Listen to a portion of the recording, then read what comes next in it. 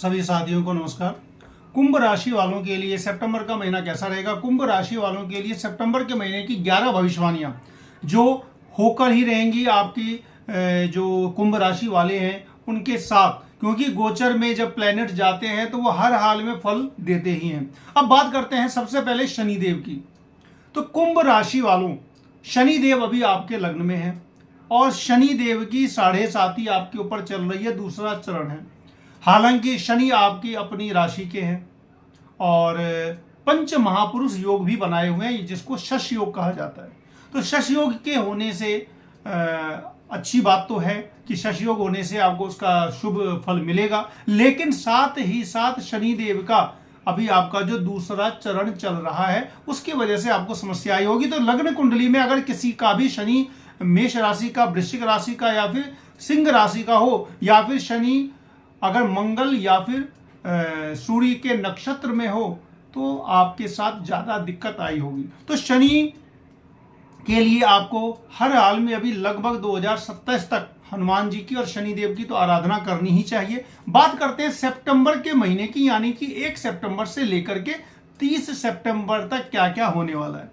सबसे पहली बात करें राहु की। राहु अभी आपके 2nd हाउस में है, स्त्री राशि में है। तो गोचर में जब राहु 2nd हाउस में जाता है तो धन से संबंधित खर्च करवा देता है। किसी न किसी प्रकार से आपका ऐसा होगा कि आपका धन अनावश्यक कार्यों में खर्च हो सकता है। तो इसके लिए आपको पहले ही सावधान रहना होगा। ज्योतिष का नियम यही है कि अगर हमें पहले से पता चल जाता है अच्छा या बुरा, तो हम उसके प्रति थोड़े से सावधान हो जाते हैं। सावधानी रखने से नुकसान कम होता है, फायदा ज्यादा होता है। अब बात करते हैं सूर्यदेव की। सूर्यदेव 17 अगस्त से सिंह राशि में आ गए हैं। सिंह राशि यानी कि उनकी अपनी राशि। सिंह राशि के जो स्वामी होते हैं वो सूर्य होते हैं, लेकिन सूर्य पर शनि की 7वीं दृष्टि पड़ रही है। सूर्य और शनि का सम सप्तक योग बना हुआ है और वो सूर्य 7म भाव में है और शनि लग्न में है, यानी कि 7म भाव शनि और सूर्य और मंगल तीनों से प्रभावित हो चुका है। मंगल से कैसे? तो मंगल और बृहस्पति दोनों वृषभ राशि में हैं। कब तक रहेंगे मंगल? 30 अगस्त तक। तो मित्रों 30 अगस्त तक थोड़ी विशेष सावधानी रखनी पड़ेगी, क्योंकि 7म भाव में सूर्य है और उस पर में शनि की भी दृष्टि है और मंगल की भी दृष्टि है। और 7म भाव होता है किस चीज का? 7म भाव होता है आपके मैरिड लाइफ का, दाम्पत्य का, बिजनेस का। तो बिजनेस में 30 अगस्त तक आप अनावश्यक किसी प्रकार का, कहते हैं ना कि केवल किसी भी प्रकार से ऐसा ना रखें कि चलो ये काम कर लेते हैं। बिल्कुल अच्छी तरीके से देख के तब वित्तीय लेन देन आपको बहुत सावधानी से करनी है, क्योंकि 7th हाउस पर में शनि और मंगल और सूर्य तीनों का प्रभाव है। 7th हाउस जो होता है वो बिजनेस का होता है, साझेदारी का होता है। तो यहां पर में मंगल भी दिक्कत कर सकता है।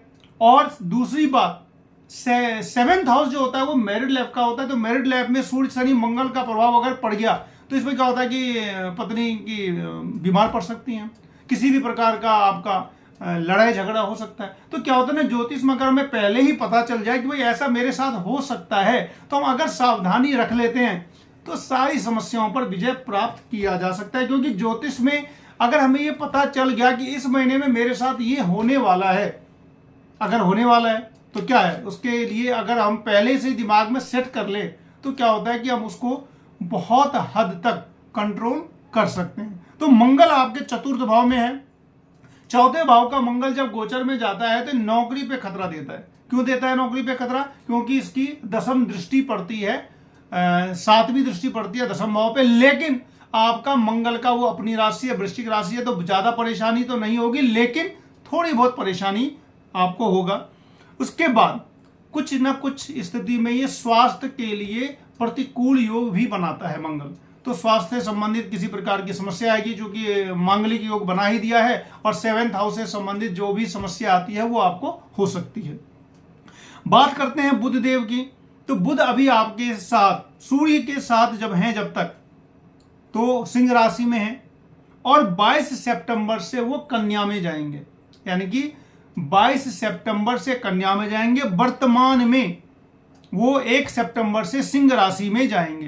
तो सिंह राशि में बुधादित्य योग बनेगा। बुधादित्य योग बनने से आपको नौकरी में तो सफलता मिलेगी, इसलिए मिलेगी क्योंकि बुध और सूर्य दोनों ही केंद्र और त्रिकोण के स्वामी है। केंद्र और त्रिकोण का स्वामी सप्तम में, और बुध पाप पीड़ित भी हो जाएगा, यानी कि शनि मंगल सूर्य से प्रभावित हो जाएगा। तो बुध अगर पाप पीड़ित जब होते हैं तो विपरीत राजयोग बनाते हैं, तो पंचम भाव से संबंधित सफलता मिलेगी। हो सकता है अचानक कोई रिजल्ट आ जाए, और पढ़ने लिखने में बच्चों को मन लगेगा, और किसी न किसी प्रकार से आपको फायदा ये पहुंचाएगा। बात करें बृहस्पति की, तो बृहस्पति तो 13 महीने के लिए लगातार अभी आपके चौथे भाव में है। चौथे भाव का जो बृहस्पति होता है वो बहुत शुभ भी नहीं होता है, ठीक होता है, सामान्य होता है, किसी भी प्रकार की दिक्कत नहीं होगी। हाँ, उनकी जो दृष्टि होती है, 5वीं दृष्टि आपके अष्टम भाव में पड़ रही है, तो आपके लिए स्वास्थ्य वर्धक होती है। आप अगर बीमार पड़ते भी हैं तो तेजी से आप रिकवर कर जाएंगे। 7वीं दृष्टि आपके नौकरी पे पड़ रही है, तो नौकरी में भी अगर किसी भी प्रकार का ऊपर नीचे आता है तो बृहस्पति आपको कंट्रोल करेंगे। और जो 9वीं दृष्टि है वो नीच दृष्टि पड़ रही है व्यय भाव पर, तो यहां पर एक है कि चूंकि नीच दृष्टि है मकर राशि पर, तो मकर राशि बृहस्पति की नीच राशि होती है, तो वहां पर आपको ये अनावश्यक खर्च करवा सकता है, तो आपको थोड़ा सा बचना चाहिए। शुक्र की बात करें तो शुक्र अभी तो जब कन्या राशि में जाएंगे, शुक्र आपको कन्या राशि में 24 अगस्त से आ चुके हैं, तो कन्या राशि में जब वो आ गए हैं तो शुक्र केतु नीच का शुक्र अष्टम भाव में, और केतु भी अष्टम भाव में। तो केतु जब अष्टम भाव में जाते हैं तो संतान के प्रति थोड़ी सी आपको सावधानी रखनी होगी। संतान का जो स्वास्थ्य का आपको ध्यान रखना होगा, क्योंकि अष्टम का केतु कहीं ना कहीं प्रकार से बच्चों के स्वास्थ्य के लिए प्रतिकूल होता है। तो अष्टम भाव में केतु, वो भी नीच शुक्र के साथ, तो यहां पर में थोड़ा सा आपको विशेष ध्यान रखना होगा। और इसके लिए जो केतु के लिए जो सबसे बड़ा उपाय होता है वो गणेश जी की होती है। गणेश जी की आप पूजा करें। गणेश जी के ऊपर जो हरी दूब होती है 3 शाखा वाली, वो उनको चढ़ाएं। और गणेश जी की पूजा करने से केतु का जो भी नेगेटिव इफेक्ट होता है वो पूरी तरीके से कम हो जाता है। अब बात करते हैं सबसे अच्छा योग क्या है, सबसे बुरा योग क्या है। सबसे अच्छा जो योग बन रहा है, सबसे अच्छा, तो वो बना रहा है बृहस्पति और मंगल की युति। कहते हैं कि हालांकि अकेला मंगल अगर रहेगा चौथे भाव में, अकेला बृहस्पति भी रहेगा तो अकेले भाव में तो उतना फायदा नहीं देगा, लेकिन दोनों मिलकर के जब 10वें भाव को देख रहे हैं तो वहां पर एक वो अच्छा फायदा का योग बना रहे हैं।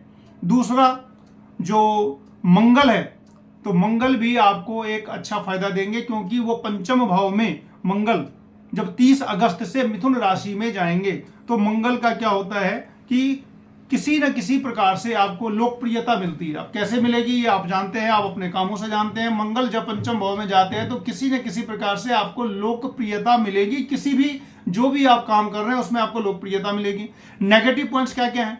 सूर्य और शनि सप्तक योग बनाए हुए हैं, ये तो हर किसी की कुंडली में बना हुआ है। आपके लिए यहाँ पे जीवन साथी के स्वास्थ्य के लिए थोड़ी सी प्रॉब्लम चल रही है, और बिजनेस में साझेदारी में थोड़ी बहुत प्रॉब्लम चल रही है। आपको अब करना क्या है? शनिदेव की 7.5 ऑलरेडी चल रही है। जिनकी शनि की 7.5 चल रही है और शनिदेव अगर पीड़ित हैं तो आपको बहुत ज्यादा कष्ट मिल रहा होगा, इसमें किसी प्रकार की दो राय नहीं है। क्योंकि शनि की 7.5 में अगर शनिदेव अगर पीड़ित हों तो जातक को बहुत ज्यादा कष्ट देते हैं। इसका एकमात्र उपाय यह होता है कि शनिदेव का जो मंत्र है, तांत्रिक मंत्र ओम शम शनिश्चराय नमः, या फिर शनिदेव का जो दशरथ कृत जो शनि स्तोत्र है वो, और हनुमान जी की आराधना में आप कर सकते हैं। हनुमान जी का हनुमान चालीसा पाठ करें, हनुमान जी को तुलसी का पत्र चढ़ाएं, हनुमान जी को सिंदूर चढ़ाएं। इन सब चीजों के करने से जो आपका जो नेगेटिविटी है वो धीरे धीरे करके दूर हो जाती है। और सितंबर के महीने में बहुत, ये नहीं कह सकते कि किसी प्लेनेट ने बहुत अचानक से आपको बहुत बड़ा फायदा दे रहे हैं, लेकिन बृहस्पति और मंगल मिल करके आपका जो नेगेटिव पॉइंट्स जो भी आपके जीवन में आ रहा है, स्ट्रगल आ रहा है, उसको कम जरूर करेंगे। इस तरीके से कुंभ राशि में मैंने बतलाया, और लाइक शेयर सब्सक्राइब आप लोग करते रहें। मिलते हैं फिर अगले वीडियो में, तब तक के लिए नमस्कार।